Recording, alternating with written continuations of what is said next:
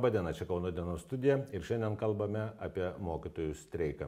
Kauno dienos studijoje vieši Lietuvos švietimo darbuotojų profesinės sąjungos Kauno miesto ir Kauno rajono susivienijimo pirmininkė gerbiama Rūta Gaulienė. Labadiena. Malonu.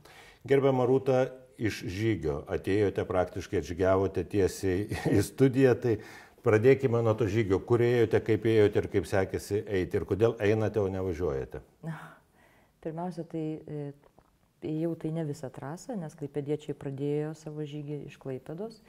Prie jų prisijungiau tik tai prie Nočiakiškės ir ėjom vakar visą dieną, šeštadienį pusdienį. Ir per vakar dieną nuėjom 40 km nuo Vilkijos iki Kauno pabaigos realiai. Ir prie savanorių jau apsistojom nakvyniai. O šiandien išvyko žygeiviai toliau į savo žygį, išlydėjau į Rumšiškes, šiandien jie turėtų eiti.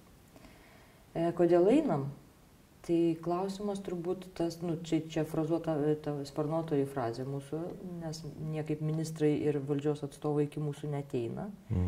Tai nusprendėme mes tada eiti pas juos. Tai čia tokia jau, sakykime, simbolinė prasme, o tiesioginė prasme tai norėjom parodyti mokytojams, visuomeniai, Lietuvai, mokytojų ryžtą, kad jau nebegalim daugiau tylėti ir laukti kažko ir mes pasiruošę eiti į pokyčius. Ir kviečiam visuomenę prie mūsų jungtis. Ir iš tikrųjų labai buvo malonu matyti kiekvienam miestelį, kiekvienam kelyje. Mus pasitiko labai daug suprantančių, palaikančių žmonių, ne tik mokyklų bendruomenių, bet net ir pravažiuojančių. Ir vaišino mus visi, ir seniūnaičiai, ir kaimo paprasti žmonės. Supranta mūsų padėtį, mūsų šitą situaciją, mus labai palaiko ir užjaučia. Ir tikrai visi pritarė mūsų šitam streikui. Apie vaišes kaip tik vėliau norėjau klausti, bet paklausiau, dabar vienok paminėjote 2018, kuomet prieš 5 metus irgi buvo mokytojų streikas. Jeigu atmintis neapgauna, konservatorių partija vaišino gausiai ir sočiai mokytojus, ar ne? Pažadais. Ne tik pažadais, ir maisto davinius nešė, kiek atsimenu. Ar dabar sulaukite vaišių skanėstų iš... Tarp kitko, iš politikų nebesulaukiam nieko. Politikai visiškai abejingi, stebi situaciją ir nereaguoja praktiškai į mūsų šitus veiksmus. Atėję keli pasveikinti buvo, su mokytojų diena keli išdrįso ateiti pasveikinti, bet panašu, kad politikam, visų partijų politikam jau gėda žiūrėti į mūsų akis. Jau net nedrįsta ir tie, kurie nėra valdžioje, ko gero kažką žadėti, bet tai galbūt rodo, kaip šiandien pokalbis vyksta pirmadienį, jį matysite tikriausiai kitą dieną, kaip šiandien prezidentas Gitanas Nausėda sakė, kad dėrybos yra aklavietėje ir tai labai tokia bloga gyvenimiška situacija, kuomet aklavietėje atsidūrėme, ar ne? Ką toliau daryti? Labai turbūt paprastas, bet to pačiu sudėtingas klausimas. Turbūt, kad sudėtingas, nes nežinia kodėl vis tik tai vyriausybė ir konkrečiai visi politikai, aš jau dabar apie visas partijas kalbu, atsisako ieškoti sprendimo. Gal dėl to, kad čia laukia jų rinkimai dabar nauji ir čia bijo visi kažko pažadėti arba neištesėti, arba tų, ką įsipareigojo ir neįgyvendino ir negali to pripažinti. Čia gali būti daug turbūt tų jų pasiteisinimų, bet dabar tiesiog jaučiasi toks visiškas abejingumas. Ir tas labai liūdina. Nes nusivylę partijom praktiškai visom ir nusivylę ne tik mokytojai, nusivylus visą visuomenę, aš taip suprantu, nes visiška tyla ir visiškas nekreipia dėmesio į problemas partijos. Bet pabandykim suprasti, ar ne, pažiūrėkim iš kitos pusės, kaip premjerė sako, pinigų yra tiek, kiek yra, ar ne, ir jeigu duoti mokytojams, reiškia iš kažkur atimti. Kaip jūs įsivaizduojate šią situaciją? Taip, mes jau ne pirmi metai rodom pirštu, netgi pirštu baksnojam, jau 5 metai, kur visi tie pinigai prapuola. Sudarytas didžiausias sąrašas, valstybės kontrolė ir auditas yra tą sąrašą patvirtinęs pats, ta prasme, kur prapuola mūsų pinigai milijonais. Tai, atsiprašau, pasikartokim pamoką, pakartokit man, kur prapuola ir to pačiu žiūrovams, kur prapuola pinigai, iš kurios būtų galima paimti. Pinigai, kurie įmami iš mokesčių mokėtojų, iš biudžeto, ne iš ES fondų, o galėtų tai būti, bet jie yra įmami iš mūsų mokesčių mokėtojų pinigų ir yra virš milijonais išleidžiama kažkokiam, kaip mes mokytojai vadinam, tai debesų sklaidimo agentūrom. Nes ten, jeigu jūs paskaitytumėt tų visų projektų institutų ir ten agentūrų tų projektus, kam jie finansuoja, ta prasme, kam jie skiria tos lėšas, tai jūs nustebtumėt pamatęs ten žodžių kratinį. Čia labai man palėtė temą, nes žiūrėjau, skaičiau, domėjausi ir kaip debesų vaikymo agentūrų. Aš jau senai supratau, kad aš lietuviškai nebesuprantu, tiesą sakant. Kuomet prasideda valdininkų kalba, mano žinios baigėsi lietuvių kalbos, nes aš ten niekada nesuprantu. Tik tai matau skaičius, dar skaičius atpažįstu, taip, nes bet kokiu atveju ten matau milijonai. To irgi būtinai norėjau jūsų klausti. Yra kažkokios naudos iš tų, nežinau, mokymų, kas daromas tais mokytais su tom privisusiom agentūrom, viešojom įstaigom ir taip toliau, kurios užsiema. Taip. Jūs pasakykit kuo. Mokytojai jau seniai kritikuoja ir tiesiai sako, ir lektoriam tiesiai sako, kad jų visi mokymai yra niekiniai, kad tai yra tiesiog žodžių sklaidimas kažkoks. Jie išsikelia, suformuluoja gražius ten kažkokius pavadinimus tų seminarų, kurie realiai mokytojų darbui nieko neturi, jokios įtakos. Ir tam išleidžiami baisiniai pinigai. Nes reikia paruošti medžiagą, reikia sumokėti lektoriam, o kur dar visos programos, kurios kasmet, kas du yra pastoviai diegiamos į mokyklas, po tų diegimo poros metų jos taiga nunyksta, nes reikia diegti jau sekančias. O tom programom visom yra leidžiami didžiuliai pinigai išleisti medžiagą, daryti apmokymus, visą tai milijonus kainuoja. Ir aš vis taip galvoju, tai Smetoniniai Lietuvoj, atsiprašau, ten, kad ir toj pačioj Sovietijai mokytojų tikrai buvo gerų, visi mokymai žinom. Ir nepamenu, kad jūs ten kažkaip būtų, mokė. Dabar gaunasi, kad mokytus permokyt kažkaip jis reikia. Baigė universitetą ar ne, ten blogai nesiparuošė, ar jau šitas mūsų gyvenimas taip kinta, kas lik metus, kad reikia vėl vis permokyti jūs, mokytojus, kad jie paskui permokytų mūsų vaikus kažkaip, apie ką mes kalbame? Tai juokingiausia ir yra tai, kad mūsų, pavyzdžiui, dabar specialistus, kurie kiekvieno dalyko turim savo išsilavinimą ir ten domime savo ten kažkokią tai konkrečią sritimą ar ne dalyko dėstymo. Taigi mus moko ne to dalyko dėstymo, kažkokių tai subtilybių, ne naujovių. Dažniausiai tai mokoma yra kažkokiu tai pamokų planavimo, lyg tai mes niekada to nedarėm. Lyg kažkokio vertinimo kitokio, lyg tai mes niekada nedarėm. Kompetencijų vertinimo mus moko, dabar lyg tai mes to niekad nedarėm. Žodžiu, tai vyksta kažkokie dalykai nesuvokiami iš principo ir jau net, jie groteskiški. Tai labai tinkamas žodis. Jūs pati be abejo buvusi kažkokiuose tuose mokymuose. Kiek privaloma, mokytojų privaloma, per metus reikia 5 dienas mokytis. Gaištamas laikas. Visiškai. Veikti jūs tikrai turite. Tikrai. Mes galėtumėm domėti savo dalykų daug, ta prasme, produktyviau. Leisti laiką, tiesiog ruoštis pamokom, tiesiog pačiam domėtis savo sritimi, o dabar tu privalai tas 5 dienas per metus išklausyti tų keistų seminarų. Ir dar gerai apmokamų tiems lektoriams spėčiau. Na ir ten visus tos programos, kaip ir kalbėjom, yra viešai prieinamos tos lentelės, kiek ten aplipėtas visas, ten galų galia ir švietimo ministerija, kiek dar papildomų ten turi. Tai gal tų pinigų tikrai ir atsirastų, jeigu... Juokingiausia, kad konservatoriai, kai atėjo čia mūsų palaikydami 18 metais, mūsų labai palaikė ir sakė, kad pagaliau laikas išgirsti mokytojus. Tokių lozungų jie išsirinko mane, mes irgi balsavom turbūt, dauguma už konservatorius gal, nežinau. Ir, suprantat, ir kai jie atėjo, jie liktai žadėjo, kad jie prasidomės, praves auditą, pasidomės, kurios iš tų institucijų arba tų programų yra nereikalingos arba galima būtų jų atsisakyti, nes ten yra paskaičius, ar 37 yra organizacijos aplink mus aplipusios, aplink švietimo ministeriją, agentūrą tą, dabar NŠA vadinama yra netgi tokia. Ir tiek institutų visokių, ten neformalių, formalių, agentūrų, ten, aš nežinau, tų pavadinimų, jeigu jūs paskaitytumėte, tai jau ten paskui. Taip, bet jų yra iš viso buvo 37. Ir kai jie žadėjo padaryti auditą ir nustatyti, kaip galima tas visas agentūras paleisti į laisvę, bet jie to neįgyvendino. Ir jos sėkmingai toliau gyvuoja. Jeigu trūksta derlingos žemės, nusausinkim tą pelkę. Tai mes kai ją ir siūlom, mesgi nesiūlom atimti pinigų iš kažkur. Mes siūlom juos tiesiog perskirstyti ir panaudoti efektyviai, taip iš tikrųjų ūkiškai, kaip ir turėtų būti naudojama.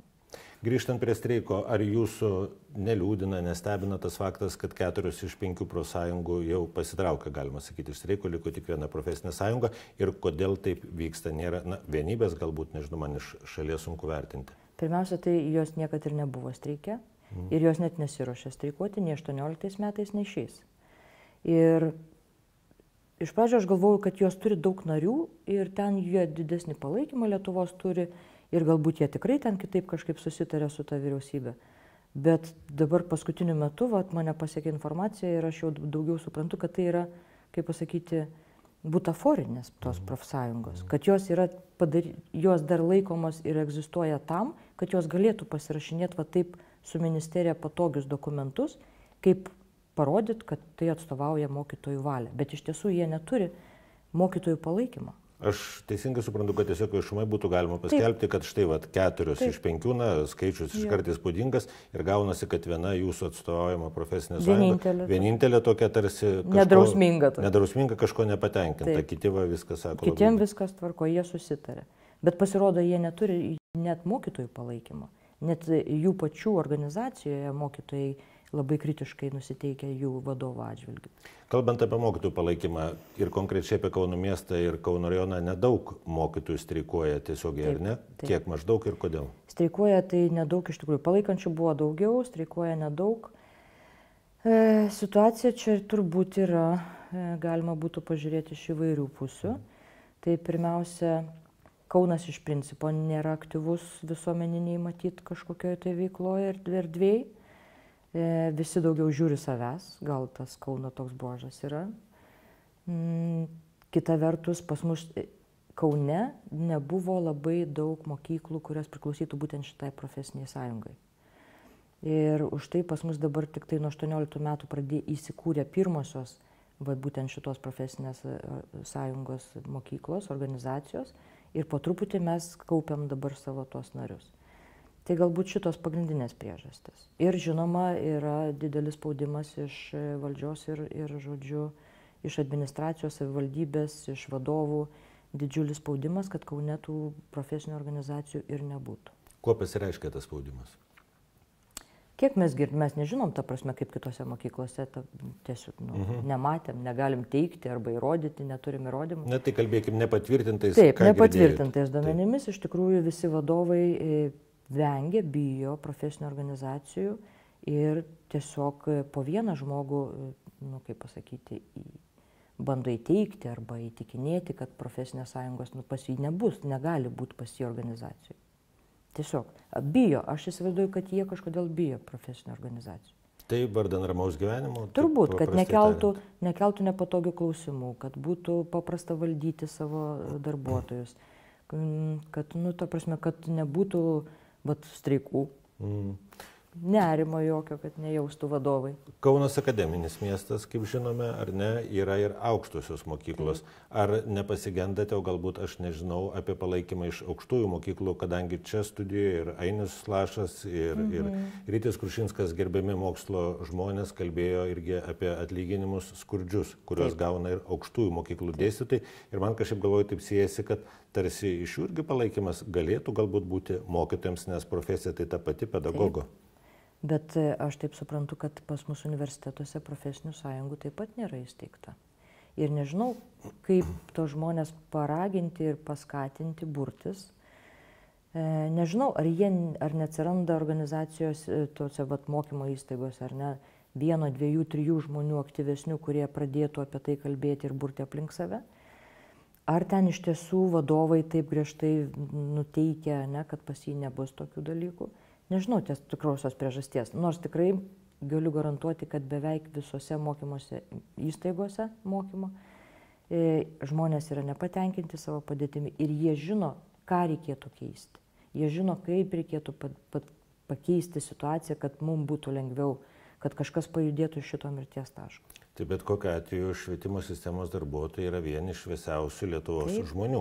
Tai kasgi kitas, jeigu ne jie patys, galėtų, jeigu vyktų normalus, ko gero, dialogas ir tai dialogas ne televizijos kameroms, o susėdus, tai būtų be jokios abejonės ilgas darbas, jeigu tą darbą, tas arklydės augėjų kažkas norėtų išmėžti, ar ne? Tai čia tą tikslą tokį ir tai ne mėnesio, ko gero, ar net ne metų darbas, bet vėl tada girdime, tai rinkimai artėja, tai čia nespėjom, tai čia taip toliau, vėl keisis valdžios.